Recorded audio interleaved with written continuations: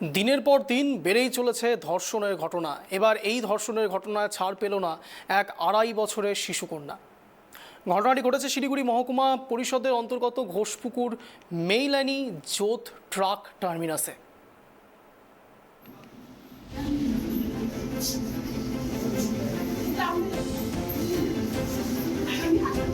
দিনের পর দিন বেড়েই চলেছে ধর্ষণের ঘটনা।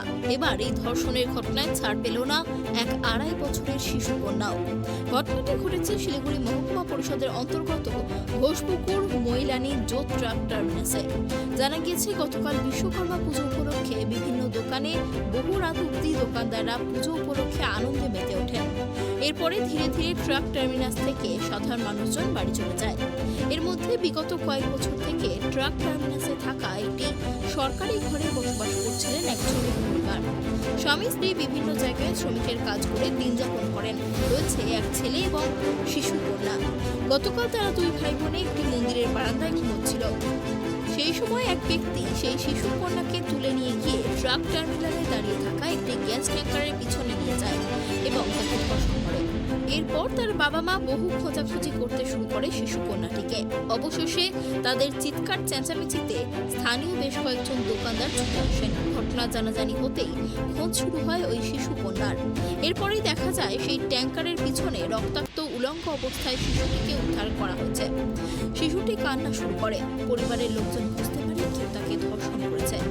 এরপরে তড়িঘড়ি স্থানীয়রা তার বাবা মাকে হাসপাতাল ও পুলিশ প্রশাসনের কাছে যাওয়ার জন্য অনুরোধ করেন। এরপরে গতকাল রাতে খবর পেয়ে ঘটনাস্থলে ছুটে আসেন ঘোষপুকুর ফাঁড়ির পুলিশ। শিশু কন্যাটিকে উদ্ধার করে প্রথমে ফাঁসিদেয়া গ্রামীণ হাসপাতালে চিকিৎসার পর তার শারীরিক অবস্থা আশঙ্কাজনক হওয়ায় উত্তরবঙ্গ মেডিকেল কলেজ হাসপাতালে রেফার করা হয়। বর্তমানে তার উত্তরবঙ্গ মেডিকেল কলেজ হাসপাতালে চিকিৎসা চলছে। অন্যদিকে ঘটনায় এক ট্যাঙ্কার চালককে গ্রেপ্তার করেছে ফাঁসিদেয়া থানার পুলিশ। ধৃতর নাম সুবল মণ্ডল, বর্ধমানের বাসিন্দা। তবে ঘটনার খবর ছড়িয়ে পড়তে সকাল থেকে স্থানীয় বাসিন্দারা ভিড় করেন সেই ট্রাক টার্মিনাসে।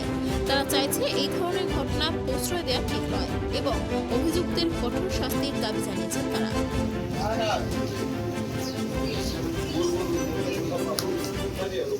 हम पूजा किया था 12 बजे पूजा बंद करके, 11:15 बजे पूजा बंद करके हम कुर्सी उर्सी ढुका रहा था। वो बच्ची का माँ इधर से रोते हुए इधर गया।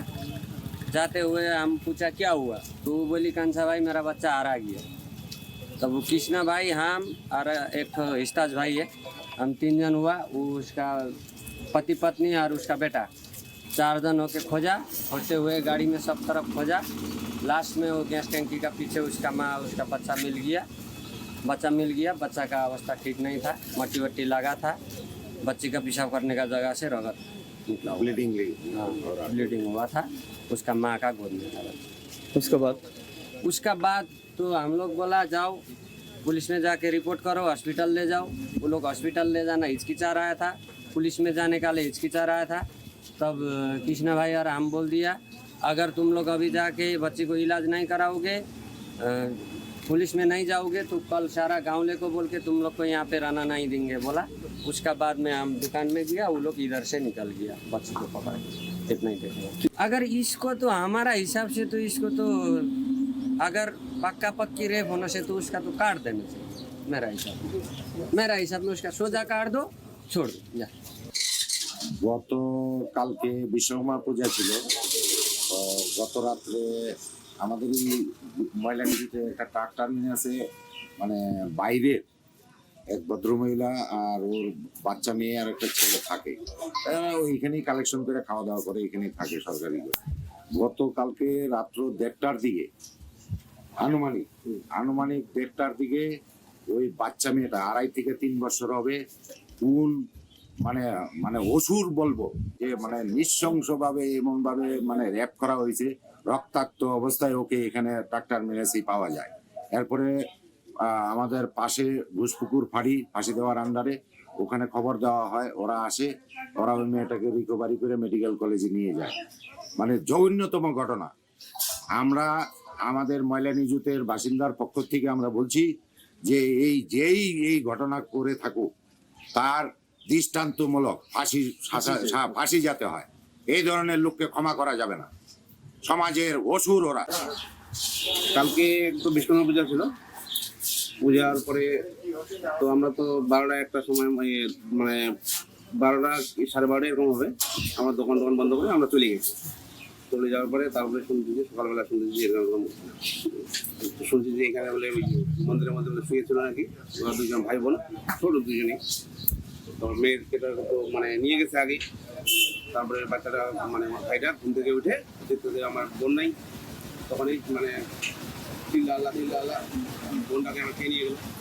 তখন সবাইকে গাড়িওয়ালা মানে এখানে কজন ছিল, তারপরে গাড়িওয়ালাকে ডেকে বলছে যে বাচ্চা একটা হারিয়ে গেছে, কোথাও আসে নাকি।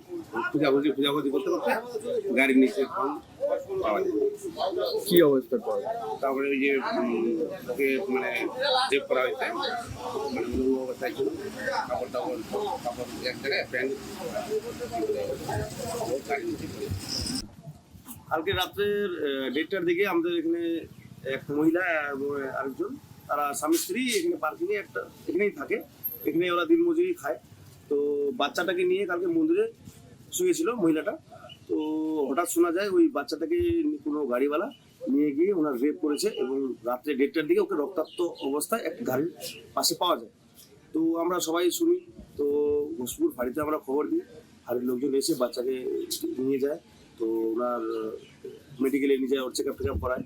তো আমাদের কথা হলো যে এখানে একটা পার্কে একটা সুন্দর একটা পরিবেশ, এখানে যদি এরকম ধরনের ঘটনা ঘটে, তো আজকে আমাদেরও মেয়ে ছেলে আছে, তারা তো তাহলে মানে নিজের মানে রাস্তায় ঘুরতে ভয় পাবে। তো কালকে একটা পূজার দিন ছিল, তো পূজার দিনে কালকে লোকজন সবাই একসাথেই ছিলাম। তো হঠাৎ এরকম 1:30টার দিকে এরকম ঘটনা ঘটে। তো আমার পুলিশ প্রশাসনের কাছে একটা নিবেদন, এর আগে পার্কিংয়ে সেভিকরা ডিউটি করতো, 5-6 জন সেভিক ডিউটি করতো, ওই কয়দিন হয়েছে ডিউটি করছেন। হয়তো আমরা প্রশাসনকে নিবেদন করবো যে আজকে থেকে রাত্রে থেকে যদি আমাদের পার্কিংয়ে কোনো প্রশাসন ডিউটি করে, যাতে আমাদের মা বোনরা সুরক্ষা থাকে। ঘটনার পুরো তদন্ত শুরু করেছে ঘোষপুকুর ফাঁসিদেয়া থানার পুলিশ। ধৃত ব্যক্তির বিরুদ্ধে পক্সো আইনে মামলা রুজু করেছে ফাঁসিদেয়া থানার পুলিশ। ধৃতকে শিলিগুড়ি মহকুমা আদালতে পাঠানো হয়েছে। শিলিগুড়ি থেকে ঋষি চ্যাটার্জির রিপোর্ট, ট্র্যাক টিভি।